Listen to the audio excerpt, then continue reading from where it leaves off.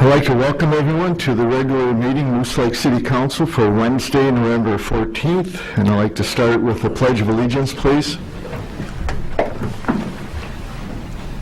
pledge allegiance to the flag of the United States of America and to the republic for which it stands, one nation, under God, indivisible, with liberty and justice for all.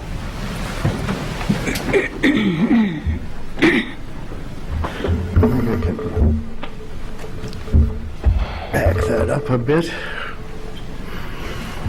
First item on is the agenda itself. Do we have any changes or additions to the agenda? None. Hearing none, do we have a motion to accept the agenda? So moved. I'll second it. All in favor, say aye. Aye. Oppose? Motion carried.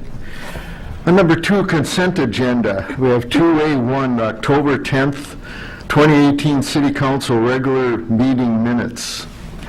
Any discussion or questions?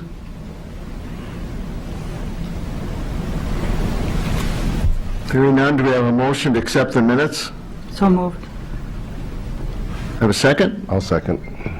All in favor, say aye. Aye. Oppose? Motion carried. Under 2B, financial reports, we have number 1, the city accounts payable for November 2018. Number 2 is the city financial statements for October 2018. Number 3 is the liquor store profit loss statement for October 2018. Do we have any discussion or questions on the financial reports?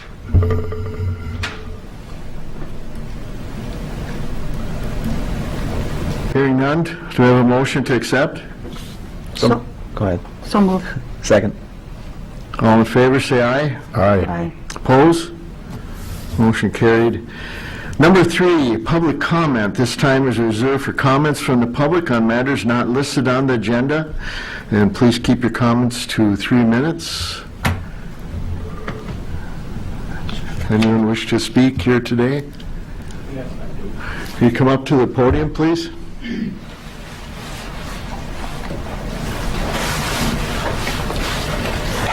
I'm Roger Tillman.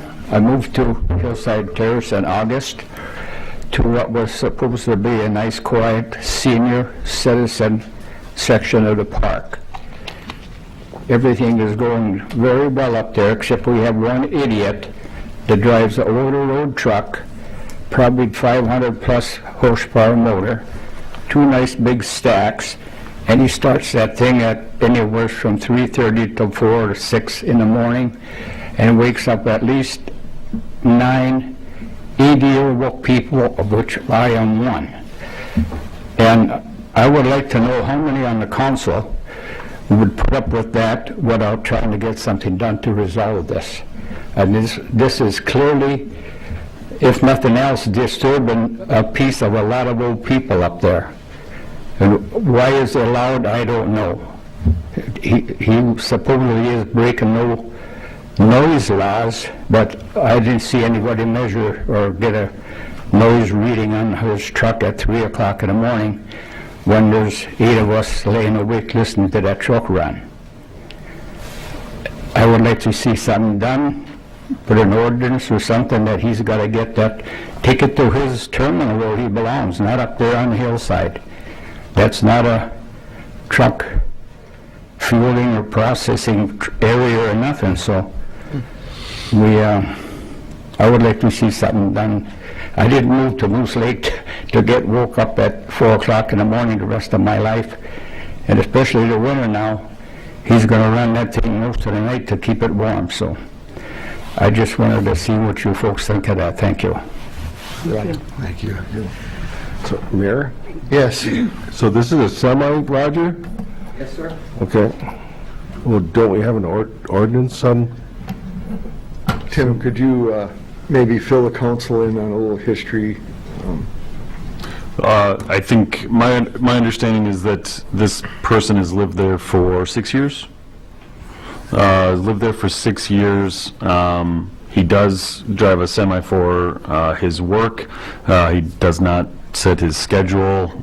Somebody else sets his schedule, and He simply starts his truck and warms it up and needs to get to work in the morning. We've talked with him. The chief has talked to him a number of times.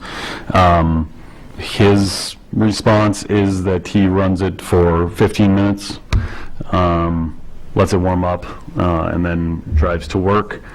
I think that we're going to have a difficult time telling somebody that drives a truck that needs to warm it up for 15 minutes, like the rest of us in the morning, that they can't start their truck. I think it would be different if he's running this thing for, 2 hours or something like that in the morning. Excuse me, he has run that for an hour at a time, 5:30 till 6:30 in the morning. And don't let me keep telling you he runs it for 15 minutes, because that is maybe the minimum. Okay. Of course, he wants to make it good for himself, but there's no reason to have a truck running in the senior section of town, period. Okay. So as far as ordinances go, we do have ordinances for disturbing the peace. We don't have a noise ordinance per se, where we would go out there with some noise gauge and be measuring decibels or anything like that. But I also don't know that there's something that we should be enforcing here.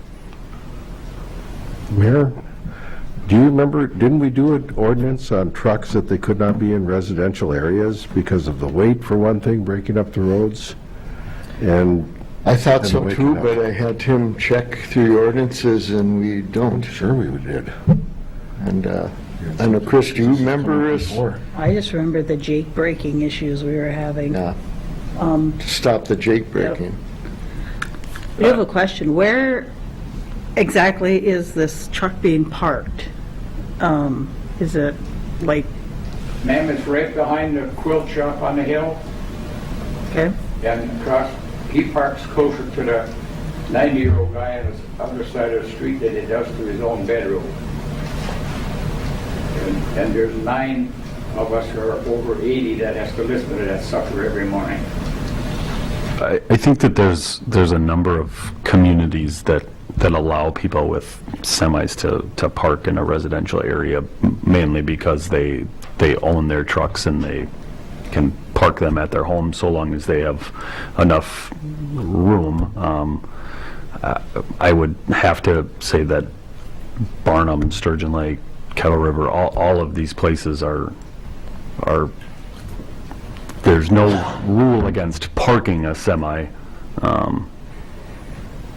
in a residential neighborhood, so long as it fits within I there. guess my question, or my thought was, is there a better place for him to park it, like going out where the old Moose was, because that's been taken down on that street, so it's pointing out to the highway that the noise wouldn't be as close to the residents. I mean, Well, I mean, there's an apartment building right next to that. I would say that we're just making that somebody else's problem. But I think a better location would be somewhere out, like by a gas station, and Drive to it. Commercial area.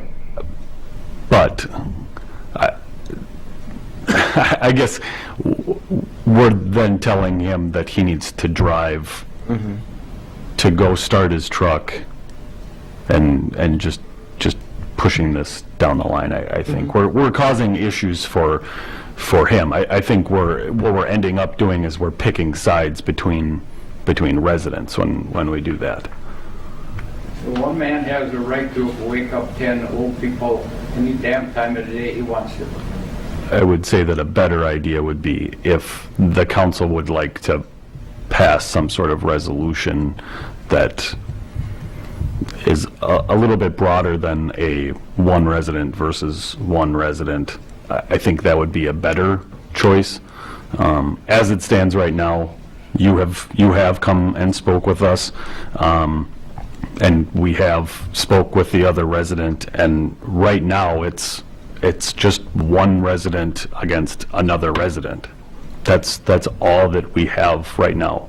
We've talked about trying to get additional people to say that that it's also waking them up. I think we've spoke with other people that we know that live up there that say that it doesn't wake them up. Right now, it's... The right people, mister. Sorry.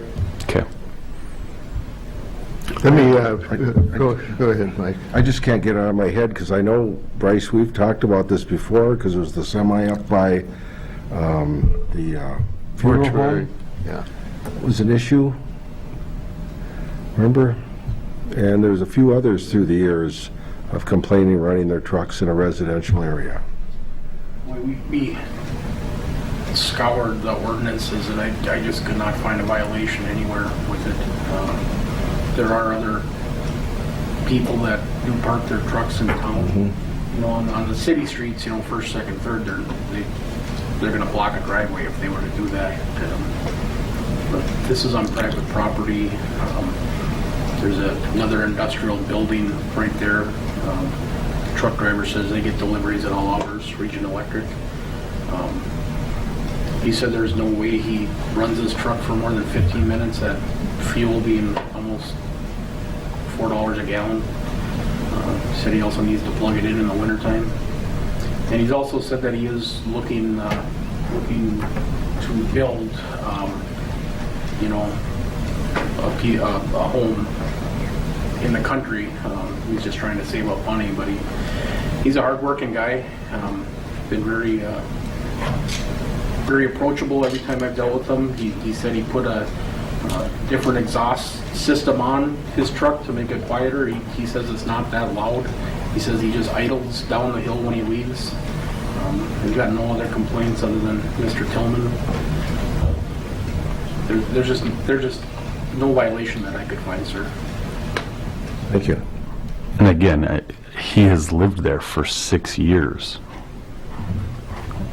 He's had a semi there for 6 years with the same thing going on. So again, I would say that if the council wants to pass some sort of ordinance that is a little bit more all-encompassing, that's fine, and that is certainly up to the city council. I think in this case, pitting one resident against another is not the best way for the city council to conduct their business. Does Bryce gets calls in the morning for noise, then it gets to be a nuisance if there's more than one call. Nuisance is a pretty broad. Well, I mean, if supposedly they are waking people up and they're being woke up by it, how many people call before it is a nuisance? Let's ask Bryce. How many would need to call before?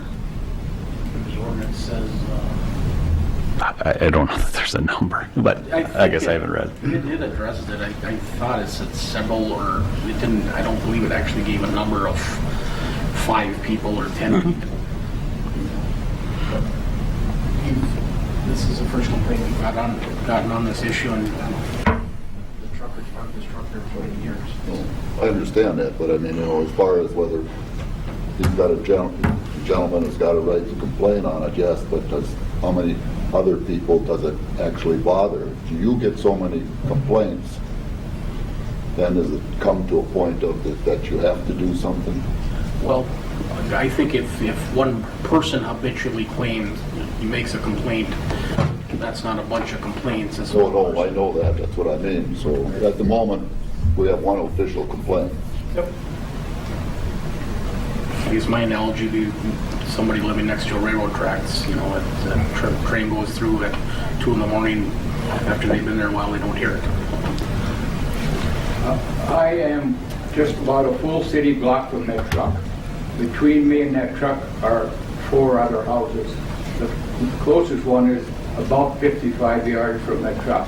You can't tell me it doesn't wake them up in the morning. Well, this is the point, that people have to say something. Or You know, they're otherwise- 80, 90 years old, they don't want to make trouble for nobody. But I'm not here to be waking up every morning at 4 o'clock. We understand that, but as a council and as a city, we can't just take one complaint and run with it for the point of that somebody else will come in with another complaint for something else.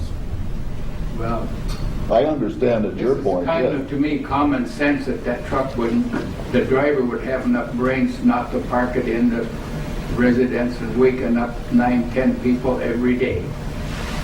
That, I can't argue that part either. Well, I think we've dealt with this. We've talked at great length about this, and the chief is aware of that. It is comes down to, I think, a law enforcement issue if the law is being broken. If it's not,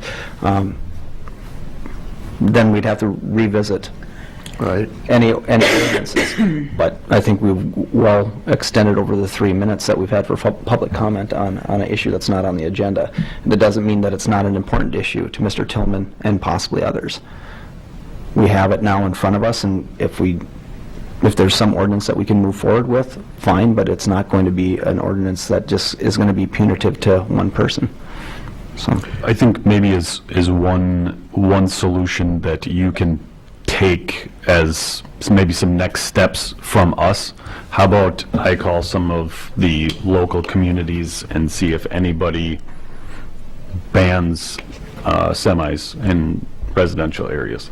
I think that we're going to find that that's not the case, but perhaps every city bans semis and we're late to the party. I don't think so, but I can check into that. okay.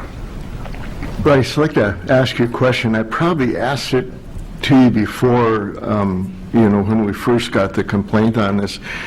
When you talked to the gentleman that owns the truck, did you ask him if he could park it somewhere else? If he had another place? He said the main thing is he has to plug it in, and he plugs it in from his home that he rents to keep the engine warm. There's no other place he could bring it to plug it in? And not that he knew of. Okay. Thank you. And I don't want to harass this guy. He's I understand. trying to make a living and been very respectful and open. Yeah. All right, so Tim, you're going to look into this with the surrounding communities and just for the council, when we did hear this, and it's probably been a month ago about when you first brought it up, we did go through all the ordinances to look at it. Both Bryce did, Tim did, I did. I went up and talked to the people that I did know up on the upper area of the So Hill. yeah, of the park, which it is privately owned. That isn't even a city street up there, nor is the entrance going up there a city street. It's privately owned. But the answer I got was no. But that doesn't mean that it isn't happening. It very well could be. City law enforcement covers that because the city of cars drive through there, so it must be something to do with the city. Oh, yes, yes, Plow that out. yes. No, I don't think we plow that. We do it under contract with them? No, I think it's always just been a good graces kind of thing. Okay, so we do it for them out of good grace, but it isn't our street. Okay. There is a statute that applies to trailer parks for speed limits, so even if it's private property. Sure. Thank you. All right, note taken. Thank you. Moving on to number 4. Yes, did you have a comment, Mr. Peterson? Thanks for coming in. Okay. Yes, sir. Number 4, departmental reports. 4A, Police Chief Department Report, October 8th through November 11th, 2018.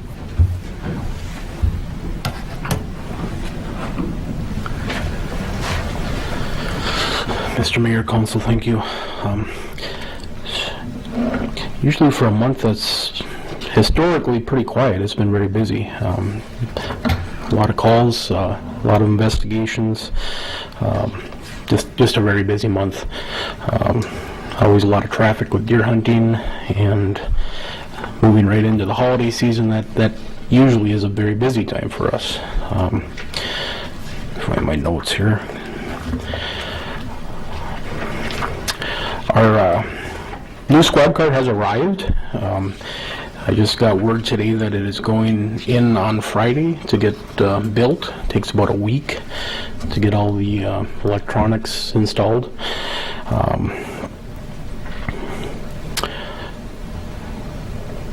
We did not get the bid on the other used squad car.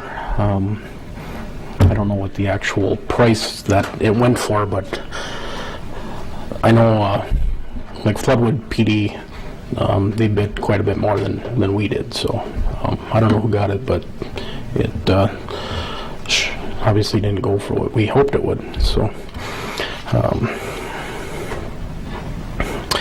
had mandatory training in October. Every year we have a firearms training simulator that a company comes and gives us different scenarios when to use the proper force that's needed. There's been a new mandate in training that we have dealing more with mentally ill people, and a lot of those scenarios we're interacting with people in crisis or mentally ill or under the influence of some kind of mood-altering drug. So very good training. We also spent a whole afternoon out at the firing range qualifying with all of our weapons. So,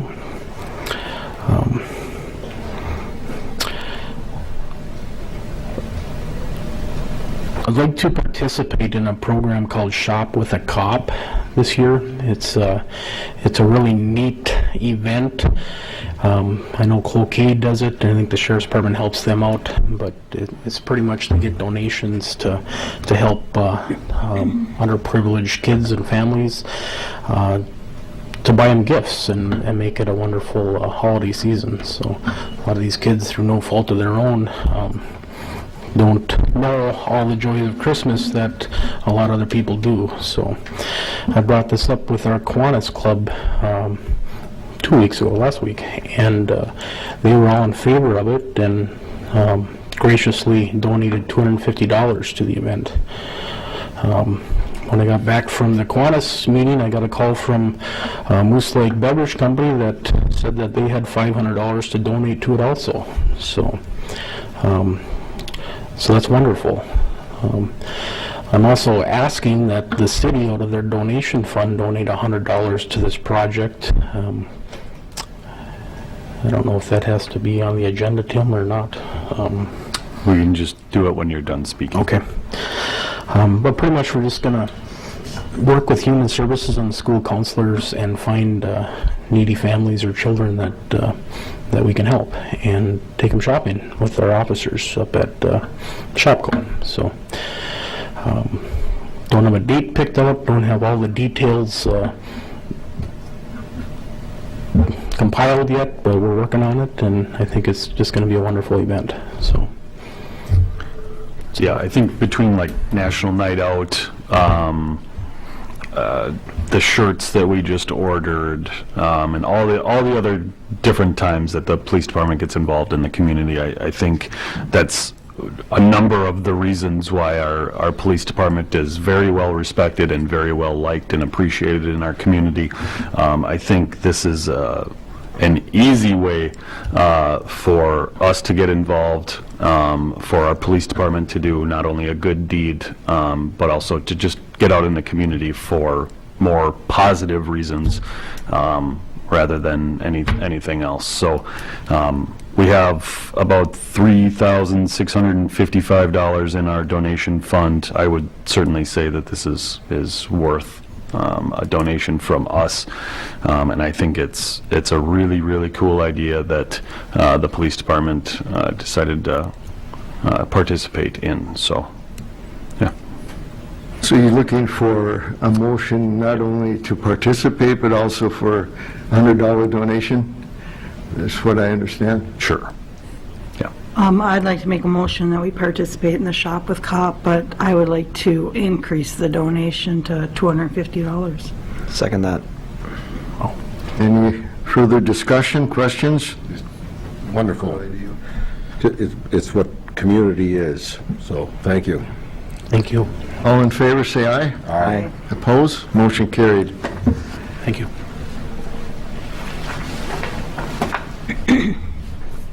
Also, I noticed there were what do we have, 218 calls for the month? That's a lot of activity. Thank you very much. If you don't want to stay for the rest of the council meeting, you don't have to. You're certainly welcome to leave, and you're welcome to stay, just to let you know. You bet. Moving on, 4B, Public Works Superintendent Report, Sanitary Survey Report. Mr. Mayor, members of the council, starting on page 37 in your packet is the annual sanitary survey report from the Minnesota Department of Health. Obviously, as you can tell, it's done every year. We are completely in compliance with everything that we are asked to be by the Department of Health. There was one note in here about just a reminder to keep proper distance around our wells and our well house. And I did notice this summer, after looking at this, that there is a couple of things that I will talk with Joe about to get make sure we maintain that clearance around that building. Nothing major, just to make sure that he's aware that any of his equipment, vehicles, so on and so forth, is that 50-foot radius away from the pump house. Other than Is that like fertilizer and? no, it's actually vehicles, even camper or a truck or anything like that. So, Okay. Yep. When Mike Learson from the Department of Health was here, I don't believe there was any issues, or he had noticed or anything, or made a note of anything. But I did notice a few times this summer there were vehicles parked closer than I personally would like to have to our pump house. So I think a quick conversation with Joe on that will just take care of all that this spring. So we'll visit that this spring, and that should be taken care of. But other than that, for the Department of Health wise, we're sitting in very good shape. So as far as the rest of the water department for the month of October, we did distribute 4.3 million gallons drinking water. A new water service was installed on Sioux Hill and Kenwood Avenue. That it was a cross connection, and what that is you have one service leading off a water main that ties to two dwellings. In this situation, it was the St. Peter's Church and what used to be the old parsonage for St. Peter's Church, which now is owned by a different owner. And those water services it started out with a leak in the water service. It was an old pipe that had leaks in it, and ended up running two new service lines that were copper. We were able to locate the curb stops at the property line where they're supposed to be, so the city maintains its responsible part of the pipe like they should, and then the homeowner takes care of the rest. In this situation, it was kind of backwards. It was the curb stop, which the city owned, was way farther in on the property line. That became a bigger issue for us. So all around, it was a win for everybody. And that's taken care of and done. That leak actually saved like 30,000 gallons a day. I didn't think it was going to be that much, but it was crazy. I know we talked about it today, but when you started, it was how much? 250,000 gallons a day. We would treat and pump to the city of Moose Lake. And we are at, Between 95,000 and 110 a day. which is Crazy. That's huge. Excellent. Yep. So, good stuff there. One other thing with the water system, a new recirculation pump was installed at the tower here last week. We did that in-house. Our old one, we had some issues with it last winter. It was well beyond its life expectancy. It was just time for it to go. So that's up and running, piped in, everything is good there. So our water system is ready for winter. Even though we all might not be, it is. So sewer department, we collected 17 million gallons of wastewater. The November discharge is currently underway, which is approximately 36 million gallons of wastewater is treated. Our phosphorus limit it's still questionable, only because of an unknown discharge we had. Well, not unknown, but an unanticipated discharge in July that we had to do for flooding reasons. But I've already been in contact with the PCA about that, and they're well aware of it. They totally understand. Everything is legit and it's good there. So all the lift stations have been cleaned. That was completed last Friday. Lift station calibrations will be done this coming month. I'm not sure a time yet, but we'll slip it in whenever we get time. And on October 24th, Scott and I both attended a wastewater training in Kettle River, which was really good for us. It's all this is through Minnesota Rural Water, and every month you sit here and you listen to me talk about Minnesota Rural Water, but I tell you what, that agency is one huge asset to these small towns that have lack of funding and have lack of resources to go out and learn how to do this stuff. And these trainings are free. And it's good for us to make an appearance. We meet a bunch of guys we didn't know. I met 2 different vendors I didn't even know existed. One of them's been around for 30 years. They undercut our flow meter calibration company by over 50%. They're coming next week or the following week to calibrate our flow meters, which is done every year anyway, and a very reputable company. But so these things are good. It's a good networking thing for us as a department to get to know other community members and work with them and deal with them, and also discuss with them the problems they're having and the ones we're having, and then try to counteract them and see how they're dealing with it, and to try to save everybody some money. So it's all these things are really good, and I'm really glad we can be a part of that.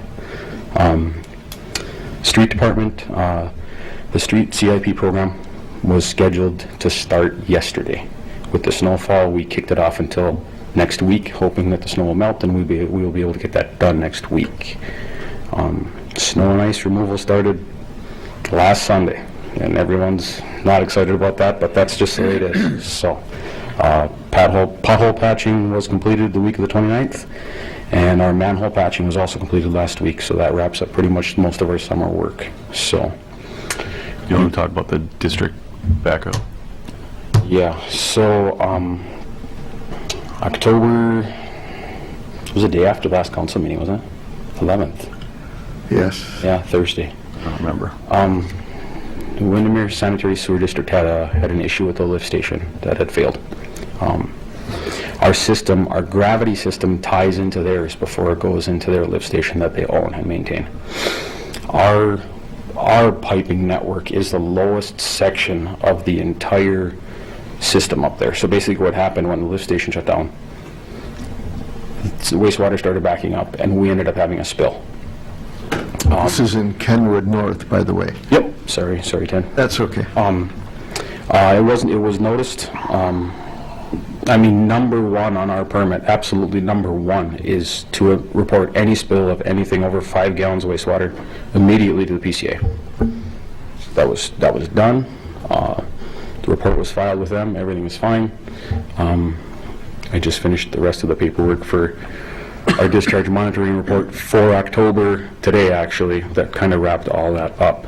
That then in turn sparked a meeting with us and the district, and there was a few things touched on there. I don't know if you want to discuss them or not, or just leave it at that. Okay. So there were some issues up there. They have fixed their station and they've fixed their pumps and their controls. As far as that, I don't know. It's being up there, being a collection part of their lift station. It's tough because if they have issues, then we have to hurry up and react and do what we're supposed to do. So, but we did the best we could, and as far as the PCA goes, their hats off to us that we did exactly what we were supposed to do and exactly the right time, and everything is good. Is there any more you want me to touch on? No. During that, I think one thing to note is just that there was also a backup into one of the homes in the city of Moose Lake, and between insurance and the district, it's taken care of, and it's nothing that we need to worry about, but it was within the city of Moose Lake as well. So just in case that resident speaks to anybody, their insurance company and the sewer district are taking care of it. So. Any questions for me? Thank you. Thank you much. Moving on to 4C Technology/Library Report. Nothing this month. Very good. 4D City Engineer, and that starts on page 42, Yeah. the package. Just the first part, just to kind of finish up the street CIP, we did approve kind of the way that we were going to go about measuring and kind of ranking them initially. Once the initial ranking is done just by kind of the model that we have set up, we will then review that probably either with the council, maybe send it out, or with the street committee, or however we want to handle it. But there will be chances to just have that human element added into it as well, and to be reviewed before it's approved as well. The second part is the well project. The first part was the water model that SEH was doing. They have most all of it done, except that they found, basically they found something weird, and they think that there's a valve that is shut off somewhere in the city, and they're going to try to pinpoint it before we send Phil on a wild goose chase. But it also kind of brought to light that there's a number of things in our water system that I think we thought were necessary, that I'm starting to think are maybe not so necessary. So hopefully by the end of the water model and the well study, we'll be able to either eliminate or justify replacing a couple things as well. And then on Knollwood, that water main extension, that's I guess I have a statement and then a question. The statement is the assessments got considerably worse than we thought. I think the assessment number was like 48,000 or something ridiculous. I think we're going to have a hard time justifying a number that high, but no matter what, I would probably not suggest to anybody that we even look at an assessment that's $48,000. And then on top of that, I don't think most any of them would actually pay that assessment. So that assessment is calculated with a water main extended down there, replacing the sewer main because we would already have it dug up, and then finishing the road. So we would basically redo a road, redo the water, and sewer doesn't have water, but we would put new water main in there. Do we want to look at just boring water in there, which kind of goes against everything that I'd like to see us do with some of these projects? It would be a lot cheaper. It would get the project done. People would have access to water. But the sewer is 60 years old, 50 years old.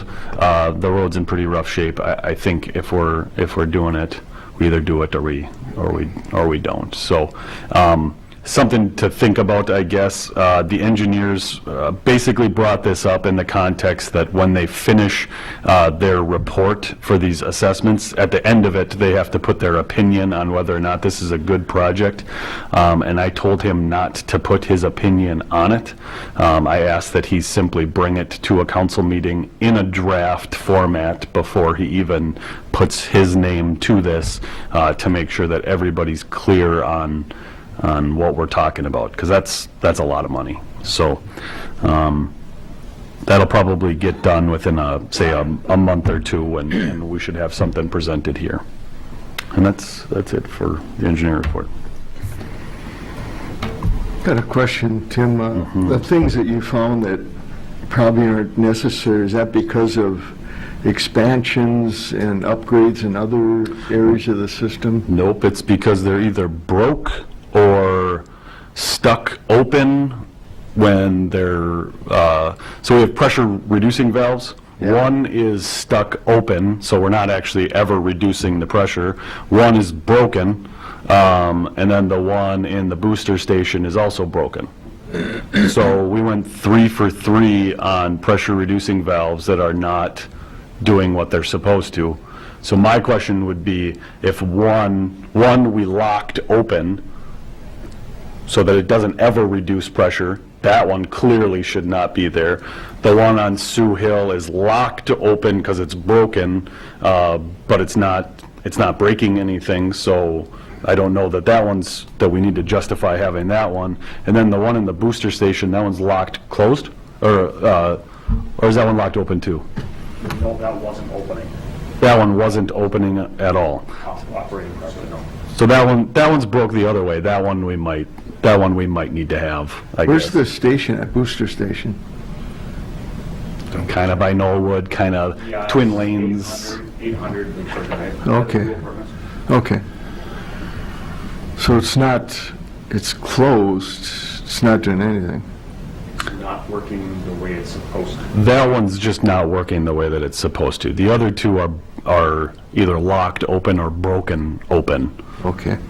And then there's also the booster station, which is a much larger conversation of whether or not we need that, because technically our wells are pumping water the long way and the short way to the water tower, which means that basically the booster station, we thought that we would need the booster station because we would pump water the short way and it would pump it back up the hill, and we're basically getting water there without it. So, yeah. Okay. Any questions by the council? No. Very good. And the Norwood deal, I guess we'll see that in January, it sounds Yeah, like. that's a tough project. I know that it's been years and years and years, and honestly, I don't know what the right answer to that one is. So. Okay. Very good, thank you. Moving on to 4E, Chamber of Commerce updates. Thank you. You're welcome. Thank you, Mr. Mayor and city councilors. My apologies for not being here for the last several months.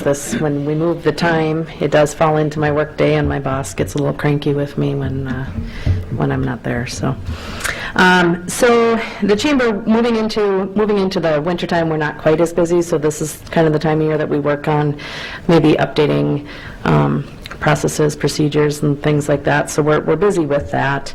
We're going through our bylaws right now. The chamber, coincidentally, never really had a definition to any terms for the board members or any terms for officer positions. So it's kind of been felt like once you're on, which I understand Ted may want to be on, that it was kind of a life sentence, and we're wanting to try to get away from that, from the idea that that's what's happening. So we're looking at changing our bylaws to get a little bit more definition on what you're actually signing up for with the chamber. So which then we'll bring to the membership at our annual dinner, which happens January 12th. You all are invited, so if you want to put that on your calendar, it'll be at the Sioux Line Events Center, as it has been in the last several years, at 6 o'clock. One other thing that we're working on that will get, I think we've kind of committed to have this done by April or by the Business Expo, is we took over from the EDA, formulating a coupon book, or like a welcome packet for people that move into town. From all the businesses, we can give them, whether it's a coupon for a service or maybe, whatever it is, just something welcoming people into town. So we've committed to have that done by April, which is the Business Expo. So we're getting some help from Katie with that, and we have a committee formulated. So we'll get that done. We have a couple of events happening this winter, the first of which is our Ice Bocce event happening February 9th. We have our committee together for that. Last year's event was very fun, very well attended. We expect that it'll hopefully double participation from last year. So you should be considering who's going to be on your team this year for that event. And then, of course, the Business Expo coming up after that. But the final thing I want to talk about, we do have coming to town, which is a good collaboration between several different organizations, the Chamber, the Kiwanis, the Willow River Commercial Club, and then with the city as well. We have the 2018 Olympic gold medalist curling team coming to town. They will be doing presentations at the Willow River School at 1:30 on December 12th. Then coming down to the Moose Lake School, doing a presentation to the kids at 2:30. Then we will have it open to the public at 4 o'clock for another presentation, and in between, after the kids kind of clear out of the school, there will be opportunities for photos and handshaking and things of that nature, and pictures with the athletic teams. So it's a really good example of, one of the things that we had in our strategic plan going forward was really to collaborate more with the rest of the area, and so I think that's a good example of some things that we've done. As I was sitting there, I thought I should have brought that strategic plan just to tell you guys, we've made a lot of progress on some of our goals for that, so there's more things that we need to do yet, but we are making progress. So I think that's all, unless Lois, I think that's all we have for the chamber, so. Well, she brought it up. Item 6F is the curling team. With that, I kind of signed us up to do this, so now I need you to back me up. But I'd like to take $750 from that donation fund and contribute to the curling team coming here as well. I think right now it's the city, the chamber, Kiwanis. And Commercial Club. We have commitments. Commercial Club. Yep, we have commitments of money in hand from the other three. So there's 4 members coming? There are. So, and now I'm not going to remember, but I know it's John Schuster, John Landsteiner, Joe Polo, and Tyler, I can't remember. Yeah. I can't remember, but So 4 of the 5 team members will be. Basically, each one of these organizations will contribute $750, and I think that as far as getting school, kids, community, all of that together, that's a pretty good use for those funds. So I would ask that you pass a motion to do that as well. Do you have any other items? I do not have any other items from the Questions? chamber. Do you have any questions or comments for me? Thank you very much, Thank you. appreciate it. Thanks for having me. Again, you're welcome to stay, or you can sneak out. Tia, what was the time for the ice bocce on February 9th? So we usually start, that's a great question. I think, well, usually the first time and the only time that we did it, we started right around noon. So it's about at noon, or maybe it was 11, I think. I'll have to get more detail on that. socially acceptable, isn't Well, technically. Yeah, so no, it was a lot of fun. You should get a team. Thank you. Thank you. Since that item has been brought up, I'll jump down to 6F, USA Curling Team, and Tim's request for $750 out of the gambling fund. I'll make a Support. motion, we contribute out of the gambling fund, that's $750 to the U.S. curling team's appearance. Second. Any other discussion, questions? Outstanding. None? All in favor, say aye. Aye. Oppose? Motion carried. Thank you. Thank you so much. Thank you very much. Thank you. Moving on to 5A, the 2018 flood, previously discussed business. We're still working with FEMA to get all the projects approved. I think we have two of the groups approved, and then we're working with our engineers to get drawings and quantities for replacing some catch basins and things like that, so that we can satisfy some of FEMA's requests, but we're moving along. No deadline set at this point, right? What So they was get last stuff time? in? Last year was like a year, wasn't it, or 18 months or something? I think it was the same. I think last year, I think the last time that I did this, it was a year. They all kind of run together. Okay. 5B, Trail Grant, DOT and Safe Routes to School. So I had sent out this email. We received $610,000 towards the trail going from the bridge to County Road 10 at the roundabout, and then from the roundabout south down to the school. Kind of the next step is that we submitted letter of intent to Safe Routes to School. I've had a number of people ask me what the dollar amount for this project is, and we just won't know until the Safe Routes to School stuff is done.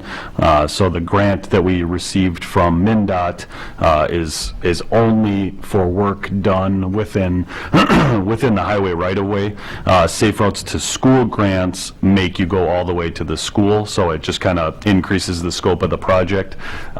So once we know more about the Safe Routes to School stuff, then we'll be able to finalize the project. I talked with Carleton County commissioners. I talked with Mercy Foundation, state representatives, a couple other people. We know about a DNR local trail grant that's annual. There's a lot of different ways that we can finish funding this project, but I think by the time that we're all said and done, and this is for construction in 2021, I should say, by the time that we're all said and done, I think that we should have the vast majority of this paid for by grants. So it's a pretty easy sell because it's a pretty good project for the community. So that's what's coming up. Any questions by the council? Great job. Thank you. Moving on, 5C used squad bid, which I believe Bryce that talked. didn't go through, so we'll skip on from that. And number 6, new business, 6A, Truth and Taxation, public hearing December 12th at 6 p.m. So the USA Curling team is coming that December 12th as well, and we have a council meeting at 4 o'clock. This is just a reminder that we have that public hearing set for 6 o'clock, so we will probably have a little bit of a gap between the council meeting and that public hearing, but those are the rules, that it can't be prior to 6 o'clock. So just a reminder, Truth and Taxation, public hearing, December 12th at 6. We have to have a quorum at the meeting, at that We do. Truth and Taxation, just so everyone knows, and I will not be in the state, so Chris, you'll be running the meeting?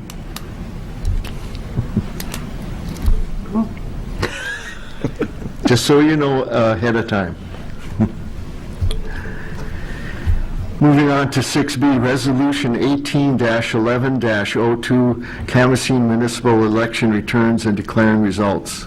After elections, we are required to canvass the election results. I have the Secretary of State's website printed off on the second page, and then I also, if anybody wants to see our results for all of the races, not just the local elections, but all of them, I have that as well. But we are required to pass this resolution. Council, So move. have a second? Second. Any discussion, questions? All in favor, say aye. Aye. Oppose? Motion carried. Then, moving on to 6C, Ordinance 104C, zoning of wireless communication towers and facilities, first reading. So just a couple bits of background. First, this would be a new section to our zoning ordinance, similar to the sign ordinance, where we tucked it into the back of our zoning ordinance. And then this went to the Planning Commission a week or 2 weeks ago or something like that, and this was recommended to the City Council to pass this ordinance. Basically what this does is it sets up zoning guidelines for wireless communication towers and facilities, things like heights, setbacks, and any other rules and regulations that we need to set forth for cell towers in Moose Lake. Any questions from the council? Now, the second reading will be next month. Yeah, with an ordinance, we need to read it. Tonight would be the first reading. If you guys pass that, the second reading and public hearing would be in December. Okay. Before I ask for that. Did you want to speak to the council, sir? Yes.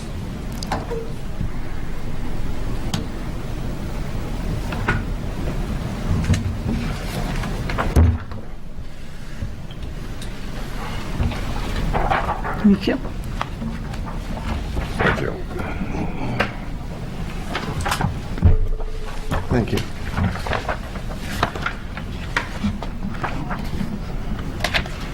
Well, my name is Rick Adams. I'm a independent telecom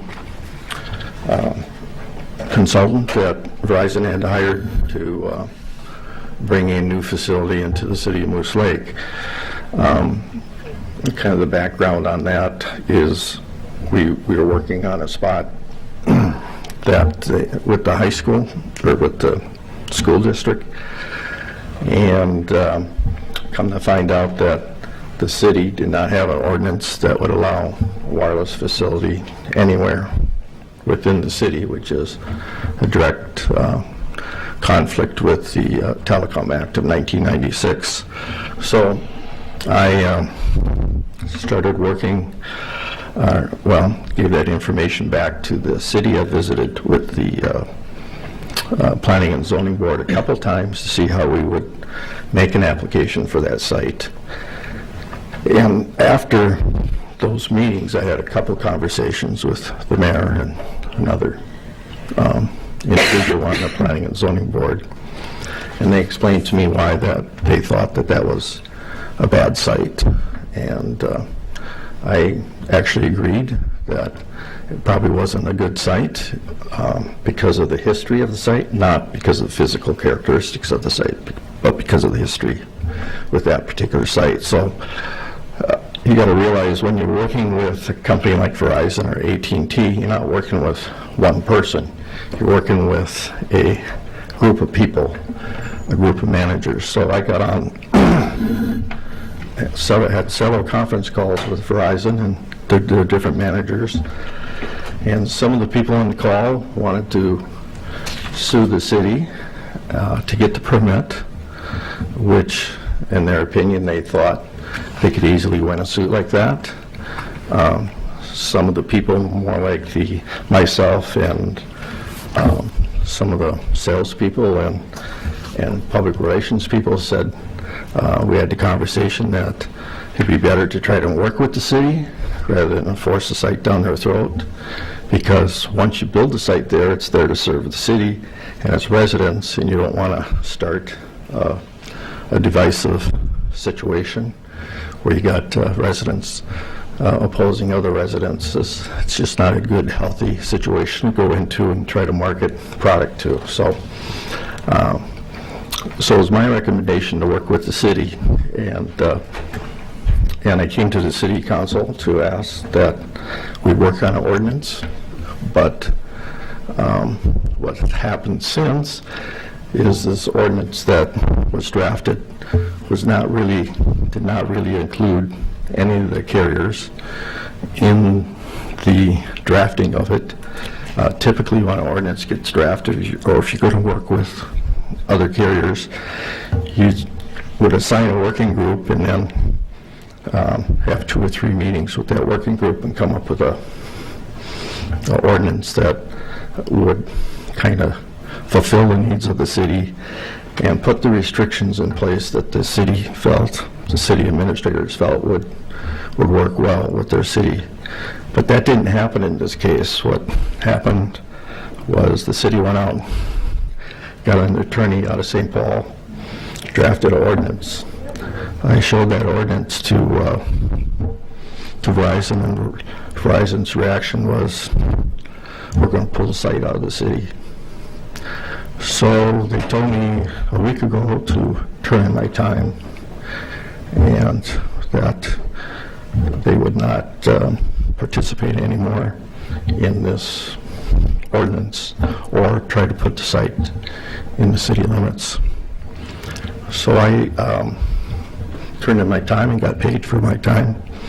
But I came here this evening because I just didn't want to not show up and leave you guys wondering what happened. But in my opinion, this ordinance should not be adopted. You should go back to the drawing board, work with the carriers, and come up with a reasonable zoning ordinance. This zoning ordinance, I took a day and went through it and made comments. Structurally, it's not even, doesn't even make sense. It doesn't separate small cell site wireless facilities from macro site wireless facilities. It, in the beginning, it says, new towers shall be zoned with a CUP process. But in the end, it doesn't talk about that process. It says that if you disagree with the results of the public hearing, you're supposed to go through the zoning or appeal the city administrator's decision to the city council. Well, it isn't the city administrator's decision if you're in a CUP process. It's the city council's decision. So, and there are a lot of other things that are flawed in that, just in the way it's set up. In the beginning, it says wireless facilities, you can't have any more than 3 wireless facilities on an existing tower. You get to the other end of the ordinance and says, if you got a tower built over 120 feet or over 100 feet, it's got to be built for 4 carriers. So, do you want the facilities to hold 3 carriers or 4? It just doesn't make sense.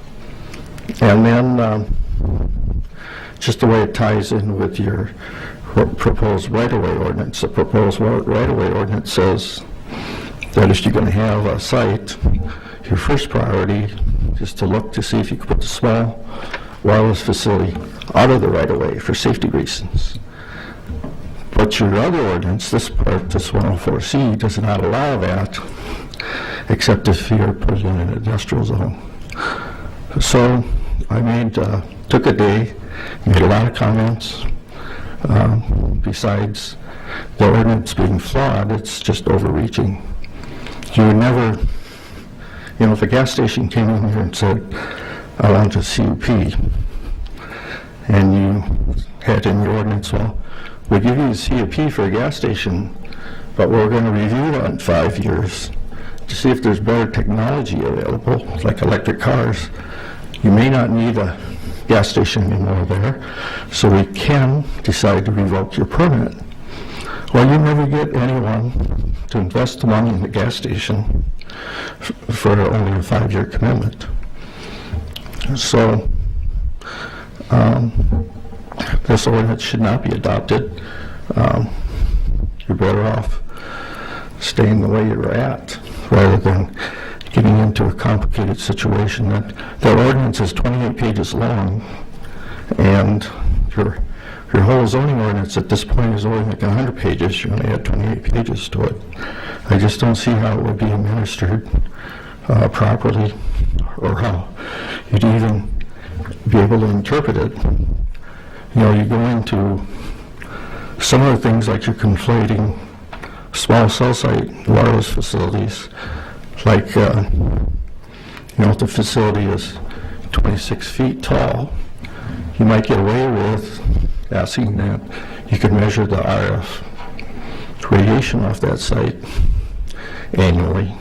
But if the antennas are over 10 meters off the ground, you can't, it's deemed by the FCC to be categorically safe. So you can't even ask for those measurements on sites where the antennas are more than 10 meters off the ground. It's just against the law, against the federal law.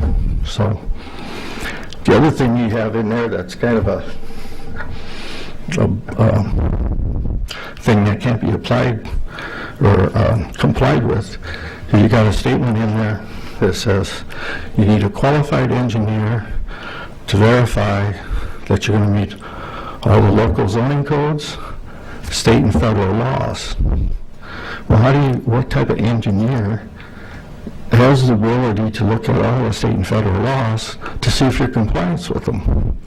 You'd have to get a PE, that has a SAMP, to look at the structural stuff. You'd have to get an environmental engineer to look at the environmental stuff.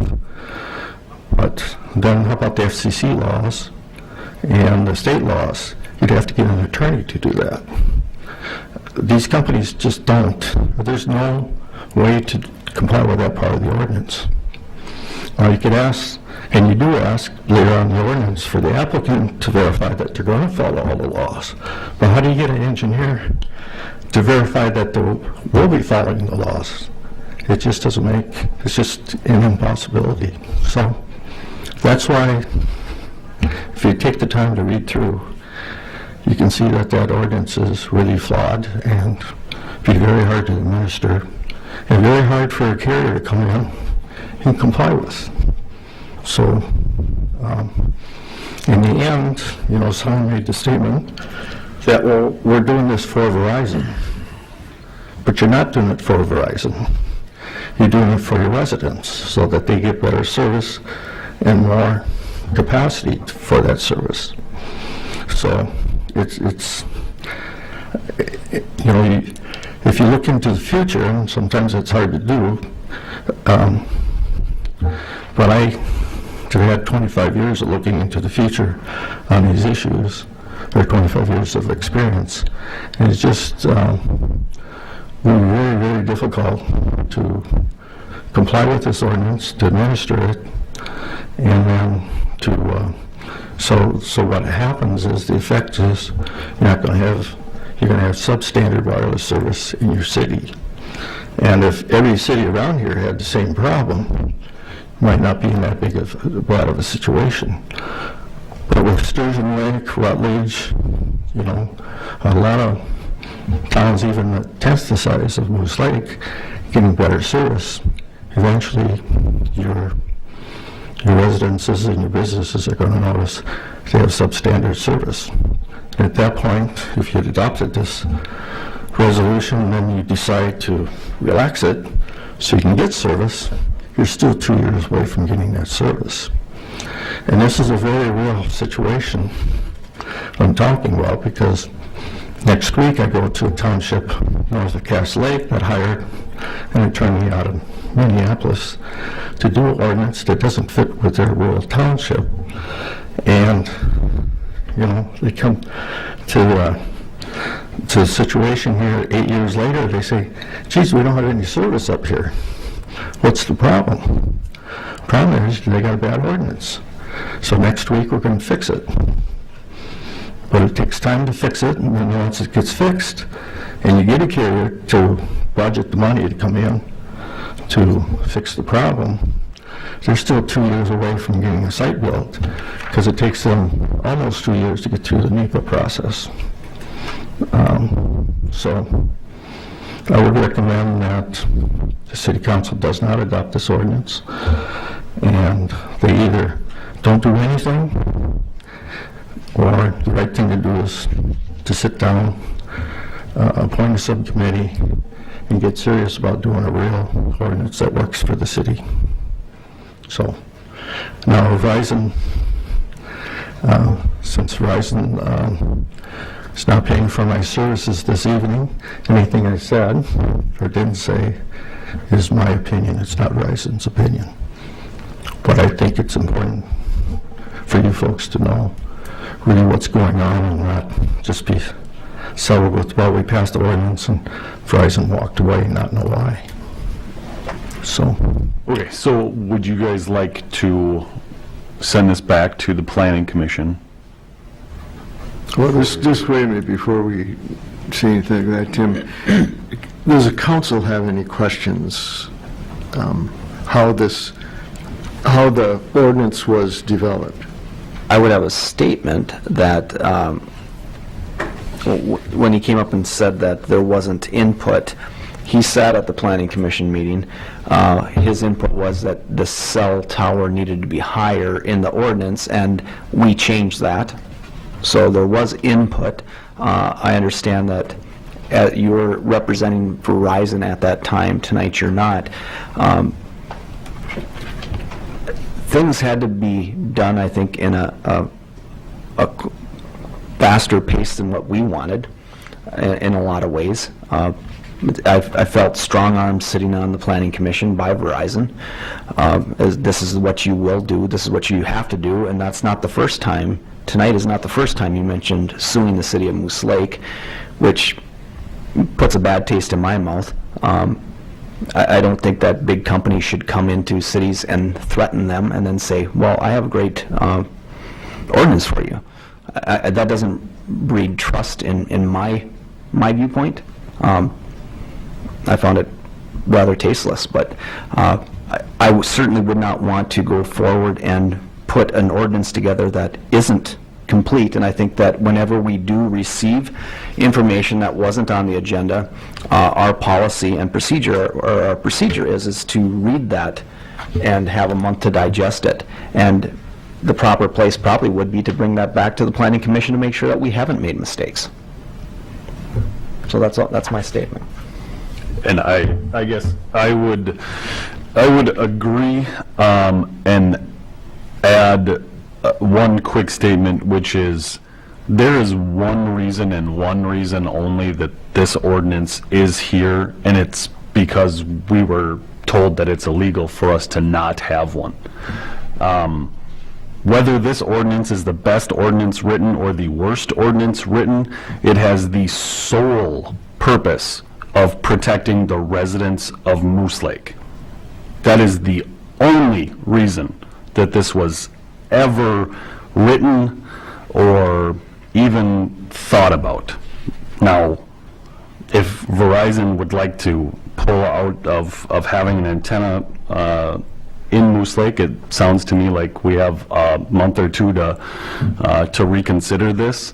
But I would say in the future, should Verizon ever wish to come back into this community, the very first thing that we asked initially, and the very first thing that we would ask in the future is that we would certainly like to have a conversation, but this was never an open conversation from Verizon to the city. So I would agree. It should go back to the Planning Commission. And thank you for taking your personal time and putting notes in there that you believe to be pertinent and relevant. I'm not trying to browbeat you at all. I'm just saying how it was handled to me did not feel right. And I'm only speaking for myself, but I do appreciate your personal effort in highlighting things that you believe to be important. So thank you for that. I just have one further question, Tim. Your understanding on the development of the ordinance was from the League of Minnesota Cities? Our attorneys, my understanding is that our city attorney pulled both from the league and from other communities and from other ordinances that they have written previously.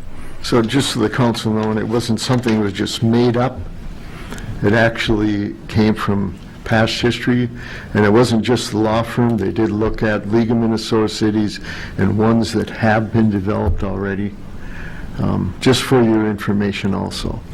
Well, should we send this back with his comments and Yeah. make sure that, Do I have a motion? a motion for what? I would To say have this sent back, because this is the first reading on the agenda. I would say that the motion would be to table Table it. this, and then I will send it back to our attorneys and back to the Planning Commission. I'll make a motion to table the first reading. I have a second. I'll second. All in favor, say aye. Aye. Oppose? Motion carried. Mayor, Yes, sir. I just have a question. Why is there so many different heights and then separations? You should look at ours here instead of his. This is the same one. No, it's not. No, There's parts There's parts most that of are it are. different. I'm not, But there's I couldn't still, there's speak still for a it. different categories Which page? in ours. On 15 or 61 and 62, Of our packet, or the packet that you Right. gave us? so it has less than 50 feet, 100, separation 100 feet, 50 to 100, 200, 101 to 50 is 400. So it has nothing to do with the power of the No, so the reason that there's differences is there's different heights for towers, because we have a maximum that we allow, but they could be lower than that. And then the height of a proposed tower, because somebody can add to it, and then the minimum separation between the two towers.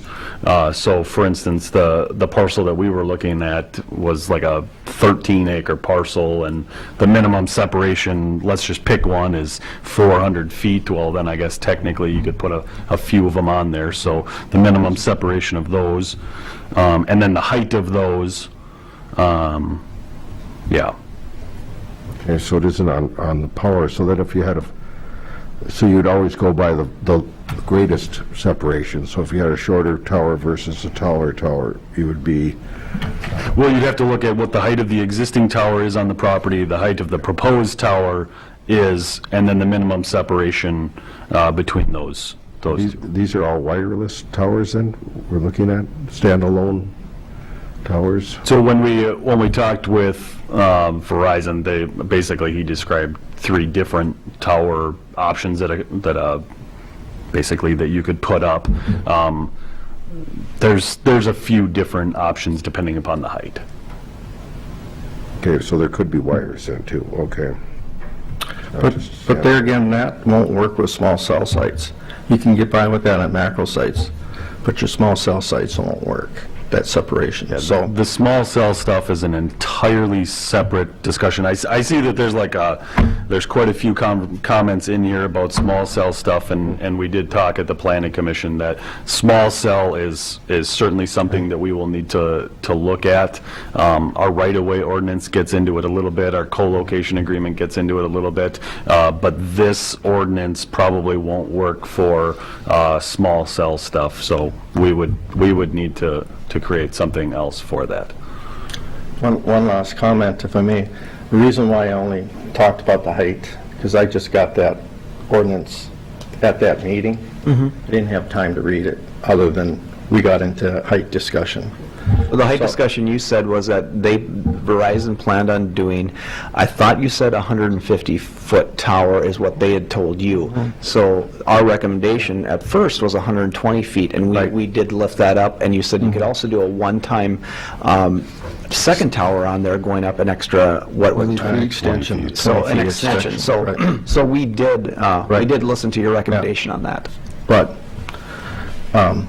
just getting the ordinance that night, you could see 28 pages. Yeah, It's very I detailed. understand that. So there wasn't a time to do a detailed discussion, but if you're going to do it, and I've done it with several cities, is you got to put together a working group, and it'll take a couple 2-hour sessions to get through it and discuss what the city wants. And you've made plenty of notes on here too that we can look at and digest and send it back to the proper channels that we use as well. So, and I appreciate that. Thank you. Amir, I just had one other comment.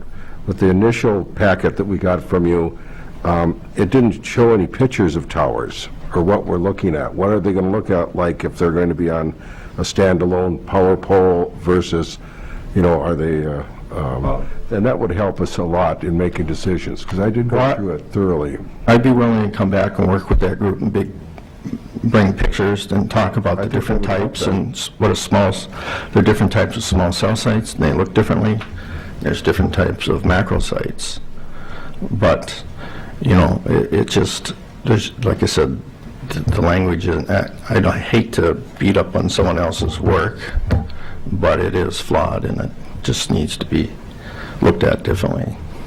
Thank you. Thank you. Thank you. I'm very pleased with the process and how this is going here, so wonderful.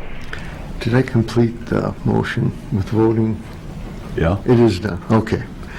Going on to 6D, amendment of ordinance 147, right-of-way ordinance, first reading. They're kind of tied together. I would say let's just do the same thing with this one, and we'll bring them forward at the same time in the future. All right. I'll make a motion to table ordinance 147. Do I have a second? I'll second it. Any questions? All in favor, say aye. Aye. Oppose? Motion carried. Number 6E, air fiber request to locate on water tower. Air Fiber reached out to me and requested to locate an antenna on the water tower. Seems fitting to have this discussion now. In this instance, we already have an antenna up there. I don't know that we need to look at adding another antenna on top of the water tower. And I'm fine with that. I think it also competes against something that I'd like to get off the ground a little bit. Yeah. Plus, usually you do have to have separation on these antennas. Right. They do interfere with each other. So I would suggest a no on that also to the council. So do you need a motion or no action on this, or what? I don't need any action, just if somebody has a different thought, then I just need to know about it to know if I need to do anything further. Do we have consensus, on no at this time? Yep. At this time, yeah. Yes. All right. And then I We would have say, if consensus. anybody has any questions, give me a call and we can go over it further. 6A, we've already discussed. Moving on to 6G, 2019 liquor licenses. 86. I'm sorry, what? 86? 86? All of the liquor license packets have been turned back in. Our 2 a.m. was, or not 2 a.m., I'm sorry, our Sunday sales was a pretty easy box to check, and I think you filled out the paperwork for the brewery to do it. So all of the Sunday sales paperwork has been filled out as well. Those can begin in 2019. But for this portion, we have everything that we need to approve the 2019 liquor licenses. Council, do you have a motion? Oh, I have a question first. What's this 218 Tobacco Minute Mart LCC? The next one is tobacco license on the packet, but basically at the same time, we have all of our tobacco packets, or tobacco license packets in. Minute Mart was, I think this one was sold? Or just So the, Minute Mart is selling December 5th, and the 2018 one is for the rest of 2018. Oh, okay. since The license can't be transferred. Okay. And then they also submitted one for 2019 as well. So. Okay.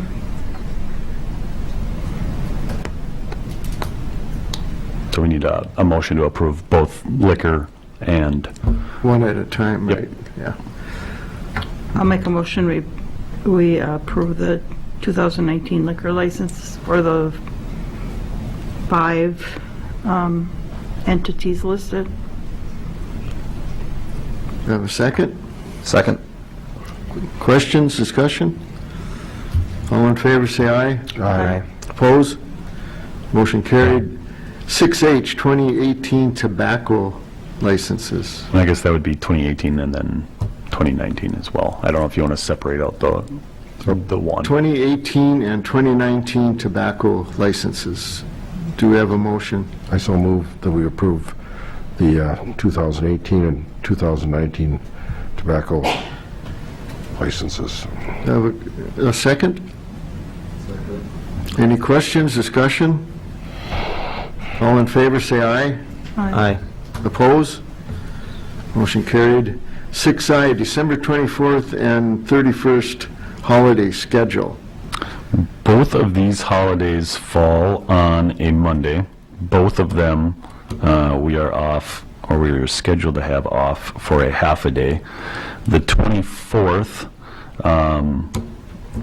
I frankly just usually give everybody the whole day off anyways. So I am wondering if we can do that for the 24th and the 31st, seeing as they are half days and we're probably just not going to have anybody here. council? I I can mean, be. you'll be here, but I mean, everybody I else will can be be. gone. I can be if you'd like me to be. So what departments are you talking about? Just the Motor vehicle? Well, it'd be the DMV, the library, I mean, technically, it applies to All the city employees? all of the city employees, but, I mean, police coverage, we will still have police coverage, and the liquor store will still be open. Will that change their pay then for the half-day? Yeah, because they will be given an entire day off rather than a half a day off. But I don't, we can't separate it out by, You can't, you gotta. by do it. department, You so. gotta do it by everybody, for everyone. would that affect the police contract at all? Other than the fact that we're giving them a better benefit. I mean, I'm not gonna sign up an MOU or sign an MOU for it. I think we'll just, I think we They did would- last year with the 24th, and yeah, they just nobody complained receive, about having an extra 4 hours of yeah.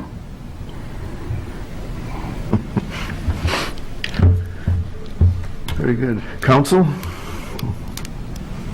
Any discussion or motions? Only thing I was thinking of is just from this position is that it would be something negotiated through the contracts for those people, and if you're using your discretion anyhow. There's only one group that has a contract that we would need to negotiate that with, but yeah. Because you have, I don't know, you've been using your discretion as a city administrator already, which I believe you have the ability to do. Are you, I would make the argument that I do, but I don't know. Otherwise, you can not make a decision and know where I'm going with this. yes.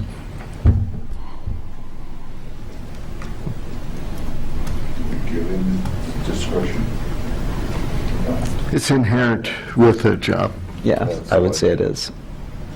I would say you already have that ability to do so, Okay. unless somebody else disagrees. So we'll leave it at that, your discretion. Okay. And I'd say the same thing as one of the last ones is if anybody wants to have a further conversation with that, they can certainly give me a call and let me know. All right, moving on to 6J, Ordinance 164, establishing franchise fee, first reading. This is the gas franchise fee, natural gas franchise fee that I had brought up quite a while ago. I've spoken with the school, the hospital, prison, MSOP. The school was definitely in support of it. The hospital offered to write me a letter of support to approve this. The prison and MSOP didn't, frankly, they didn't really seem to care, other than I think they liked the idea of us starting it in July rather than immediately. So that is in this, as well as that it wouldn't start until the next fiscal year for them. Basically, I went through all of this the last time, but the benefit to a franchise fee is that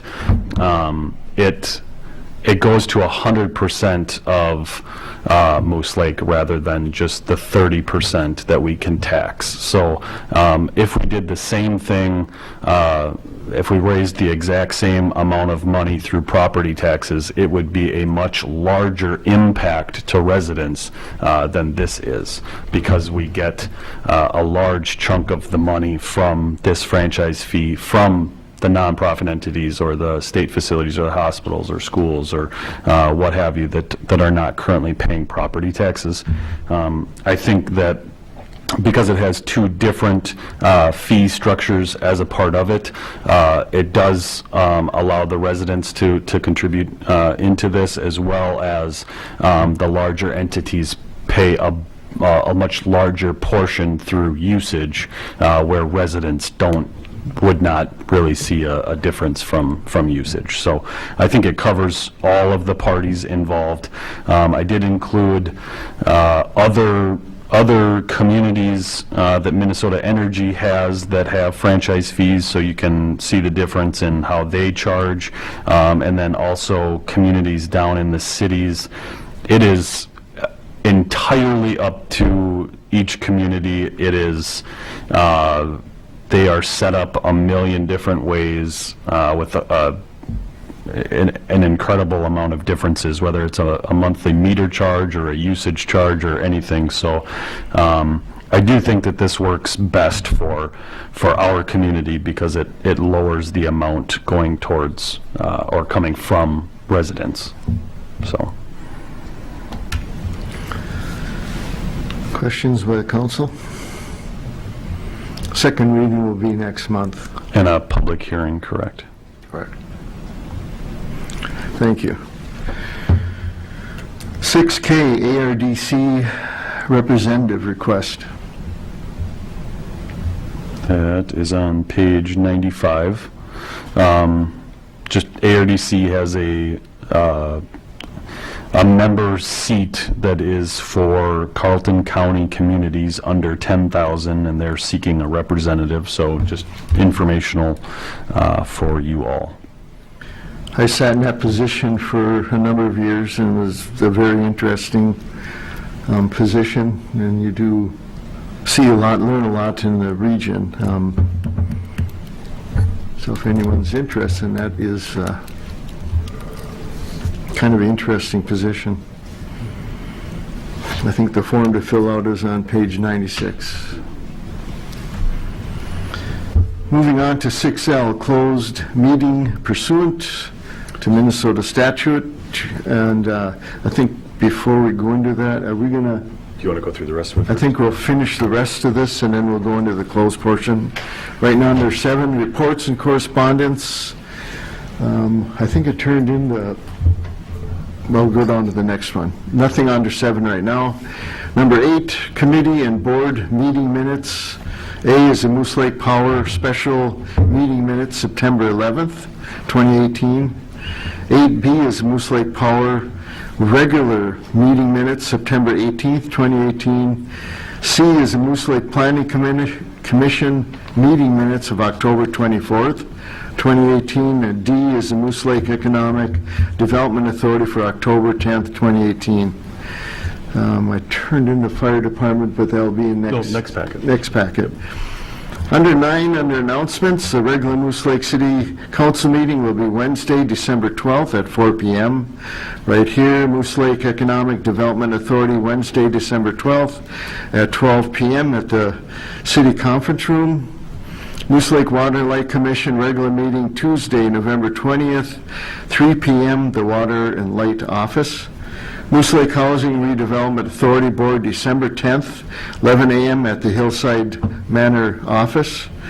Moose Lake Area Fire District, Tuesday, December 11th, 6:30 p.m., Emergency Response Center. Moose Lake Park Board meeting Monday, December 3rd, 6:30 p.m., right here. Library Board meeting November 19th, 1 p.m. in the City Conference Room. I have one additional. Yes, sir. The small area planning group that was working on putting together kind of the mini comprehensive plan for the land that the school owns out along 73. They are, ARDC is going to have the group presentation or community presentation at what likely will be the school on December 6th at 6 p.m. There we can present kind of what that community or that committee was doing to the community and show kind of what we would like the future development for that area to look like. So I would invite everybody to come to that December 6th at 6 o'clock, and we'll post more information about that in the coming days, I guess. Very good. Now, at this time, We're going to go into closed meeting, and do we need a motion at this time? We need a motion to go into closed meeting, which we will either meet here after everyone leaves, or we'll move up. A motion to go to closed meeting. Second. All in favor, say aye. Aye. Oppose? All right, we're going to closed meeting.